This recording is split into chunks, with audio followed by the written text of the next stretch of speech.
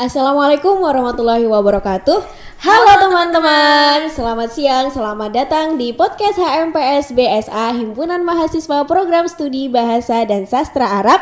Unggul dalam prestasi, anggun dalam akhlak. Dalam beberapa menit ke depan, saya Mahdaniatul Husna akan menemani teman-teman berbincang santai tentang mahasiswa berprestasi di program studi kita, Program Studi Bahasa dan Sastra Arab.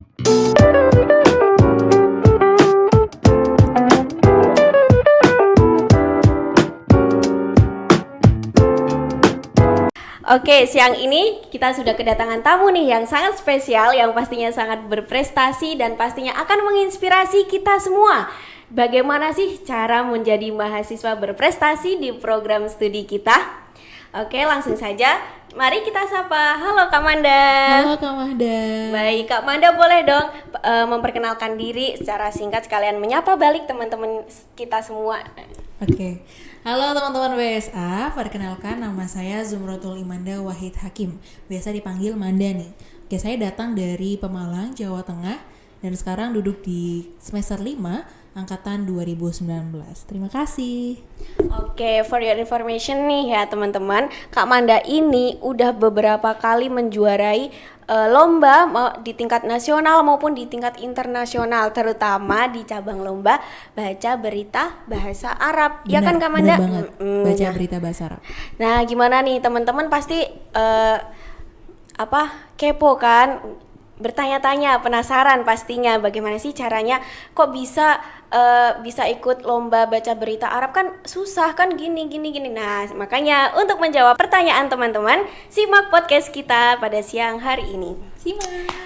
Oke nih Kak Manda, kalau kita berbincang sedikit tentang program studi kita ya, BSA, itu alasan Kak Manda kok bisa sih memilih BSA sebagai program studi yang mau kakak buat lanjut kuliah gitu? Oke, good question.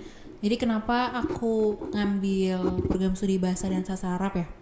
Karena sebelumnya aku pernah ambil studi juga di bahasa Arab, banyak belajar bahasa Arab selama 4 tahun kurang lebih. Itu aku nggak mau berhenti di situ aja. Jadi aku menjadikan program studi ini sebagai wadah atau fasilitas aku dalam mengembangkan potensi aku di bahasa dan sastra Arab. Cuma yang harus digarisbawahi bahwa kenapa aku harus ngambil bahasa dan sastra Arab di UAD? Nah, itu karena banyak pengalaman-pengalaman dari kakak tingkat, dari alumni itu yang memberi apresiasi besar di bahasa dan sastra Arab. Jadi aku kepo nih, kok bisa ya? Oh, aku harus masuk nih, gitu. Baik, itu alasan yang sangat bagus ya untuk memilih BSA sebagai melanjutkan studi gitu. Terus nih Kak Manda kan udah sebelumnya udah pernah menempuh pendidikan di bahasa Arab ya, kurang lebih 4 tahun sebelum masuk di BSA. Nah, ada pandangan sendiri nggak tentang bahasa Arab? Oke, kalau dari pandangan aku sendiri, bahasa Arab itu bahasa yang unik dan menarik. Why gitu? Kenapa bahasa Arab itu harus unik? Karena selain menjadi bahasa di kitab suci kita, di kitab Al-Quran, bahasa Arab juga mempunyai bentuk huruf yang berbeda dengan bahasa yang kita pelajari ya. Kita akan belajar dari huruf-huruf abjad A, B sampai Z. Ini kita harus belajar bahasa hijaiyah, huruf-huruf hijaiyah, mohon maaf. Dan dari situlah berangkat aku pengen tahu apa sih keunikan lain yang ada di bahasa Arab. Ternyata peradaban bahasa Arab itu pun juga menarik. Jadi aku apresiasi benar sih sama bahasa Arab. Aku suka. Oke, baik. Begitu teman-teman pandangan bahasa Arab dari narasumber kita pada siang hari ini. Oke, benar banget. Oke. Terus kalau Kak Manda sendiri bagaimana sih, ada nggak masukan buat teman-teman, terutama teman-teman mahasiswa baru kita ya? Cara mahasiswa BSA sendiri mengoptimalkan bahasa Arab di ranah kampus, di area kampus, selain mendapatkan teori dari dosen, itu kita harus praktek di kampus kah atau gimana biar optimal bahasa Arab kita itu? Oke, dalam mengoptimalkan bahasa Arab sendiri khususnya di ranah kampus, yang perlu teman-teman mahasiswa ketahui bahwa ada banyak sekali metode, ada banyak sekali cara yang bisa kita pakai. Selain kita mendapatkan asumsi bahasa Arab dari para dosen, kita belajar bahasa Arab di bangku kuliah, kita juga bisa mengembangkannya, kita juga bisa mencari tambahan-tambahan baru, pengetahuan bahasa Arab baru itu di study club mungkin, karena kan di BSA sendiri juga kan ada beberapa study club yang dilaksanakan, salah satunya juga ada baca berita itu. Nah, selain itu juga kita bisa mengoptimalkan sendiri dengan mungkin praktik dengan teman atau mengikuti berbagai perlombaan yang mungkin substansinya sama. Kita bisa mengembangkan itu lewat perlombaan itu. Karena aku sendiri, to be honest juga gitu. Cara mengoptimalkan bahasa Arab aku ya dengan mengikuti perlombaan. Gitu teman-teman. Baik teman-teman, jadi cara mengoptimalkan bahasa Arab kita di area kampus nih khususnya, itu ada banyak wadah gitu. Salah satunya mengikuti perlombaan yang mengenai bahasa Arab seperti Kak Amanda ikut lomba baca berita Arab, terus ada puisi Arab, pidato Arab dan lain-lain. Jadi ya pintar-pintar kita ya untuk mengoptimalkan tuh bagaimana cari info-info lomba gitu. Iya. Jadi dengan adanya fasilitas-fasilitas atau wadah seperti itu, kita kembali lagi sih ke diri kita sendiri ya. Jadi teman-teman mahasiswa mau nggak dalam mengoptimalkan? Sebenarnya udah banyak jalan, tergantung kembali kepada kita sendiri. Kita mau jalan di jalan itu atau balik kanan gitu sih teman-teman. Baik, bagus sekali. Iya gitu Kak Mahda, gimana? Seru? Seru, oke. Di studi klub juga nggak kalah seru loh ya. Di studi klub ini itu yang mewadahi SDM ya teman-teman. Di organisasi HMPS BSA ini sendiri ada baca berita Arab, terus puisi Arab, ada menyanyi Arab, menyanyi ada Arab, kaligrafi, ada debat, dan masih banyak lagi. Nih teman-teman yang suka menyanyi juga bisa gabung menyanyi Arab ya, jangan Inggris terus atau galau lagunya Adele ini yang terbaru. Oke, terus ini Kak Manda, kan Kak Manda nih suka ikut lomba-lomba gitu kan, tiap hari nih saya lihat sendiri ikut tag video baca berita Arab, tag video lagi. Nah, kayak gitu menghambat gak sih perkuliahannya? Kan di sini kita tujuan utama kita kan kuliah ya. Nah, itu menghambat gak kegiatan perkuliahan? Oke. Ini jadi yang perlu teman-teman ketahui bahwa dalam mengikuti perlombaan, dalam mengikuti organisasi, dalam mengikuti banyak rangkaian kegiatan yang ada di kampus, itu kita jangan melupakan bahwa prioritas pertama kita adalah kuliah. Gitu. Jadi kalau pertanyaannya menghambat atau enggak, karena kembali lagi aku sendiri alhamdulillah menjadikan kuliah itu nomor 1, yang lainnya baru. Jadi ada yang namanya skala prioritas teman-teman. Kalau misalkan kita sudah mengedepankan kuliah menjadi nomor 1, nomor utama, tentunya apapun hal yang mengganggu kuliah kita geser dulu. Nah, kembali lagi kenapa sih kok nggak menghambat, padahal kan sama-sama, kalau bisa dibilang sama-sama sibuk ya mungkin.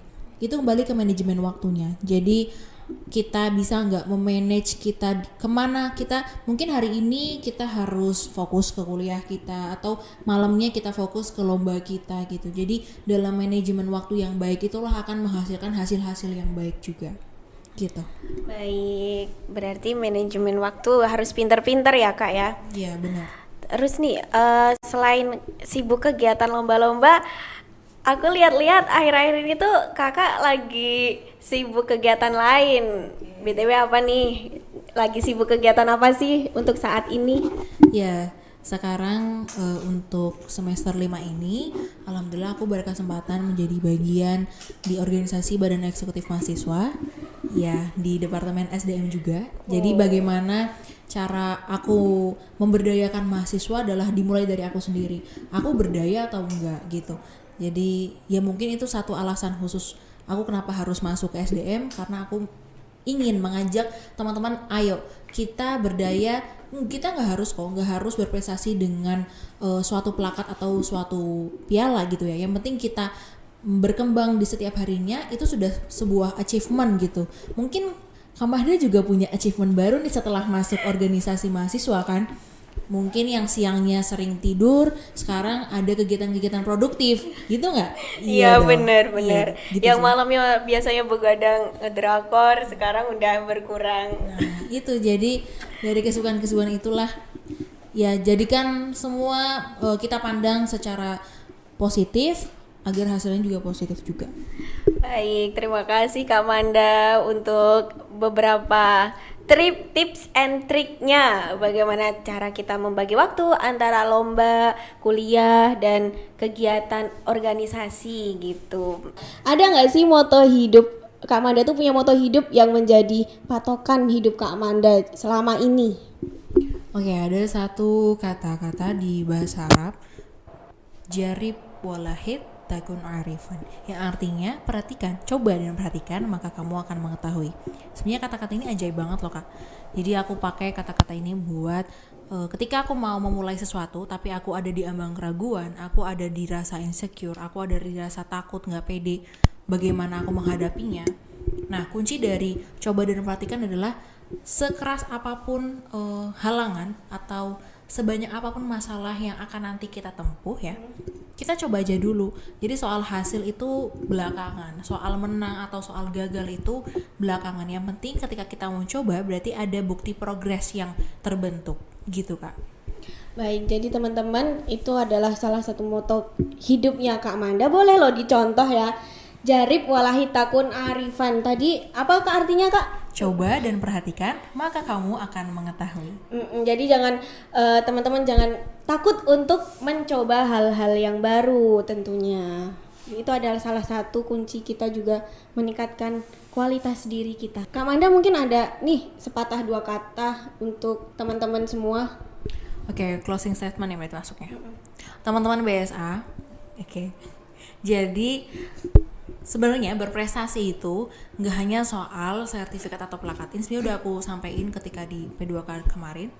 Tapi yang perlu aku garis bawahi adalah kamu mahasiswa BSA mempunyai progres yang baru atau lebih baik daripada hari kemarin, bisa mengalahkan ego kamu.